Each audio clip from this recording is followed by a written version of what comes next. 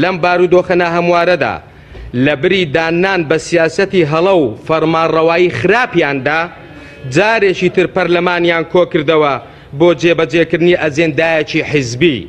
ئەم ڕۆژ لە هەنگاوێکی نادیموکراتیدا کودەتایەکی دیکە بەسەر شەرعیەتدا ئەنجام دەدەن و ماوەی پەرلەمان درێژ دەکەنەوە. ئێمە وەک فراکسیۆنی گۆڕان درێژکردنەوەی ماوەی پەرلەمان و دامەزراوەکان بۆ بەرژەوەندی حزبی و کەسی ڕەت دەکەینەوە. ئەم هەوڵە قۆستنەوەی نەبوونی دەستورە و پێشەلکردنی پرەنسیپی یاسایە لە پێناوی پاراستنی ماف و خۆحەشاردانە لە پشتی یاساوە.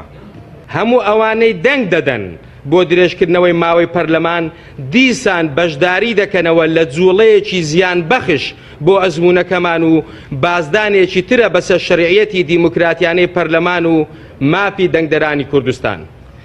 هەموو دەزانین لەم کاتە هەڵبژاردنەکان ئەنجام نادرێن، بەڵام پێویستە کۆمەڵانی خەڵک ئاگاداری ئەوە بن پارتی و یەکێتی و هاوکارەکانی ئەمڕۆیانن لەم دانیشتنەی پەرلەمان دۆخێکی وەهایان دروست کرد کە نەتوانرێت هەڵبژاردنەکانی تێدا ئەنجام بدرێت.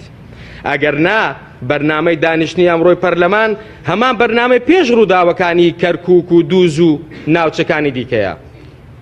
ئەوەی ئێستا لە پەرلەمان دەگوزارێت ئەو ڕاستیەی سەلماند کە ئێمە وەک فراکسیۆنی گۆڕان لە پەرلەمانی کوردستان لە 15ی نۆ ڕامانگەیاند.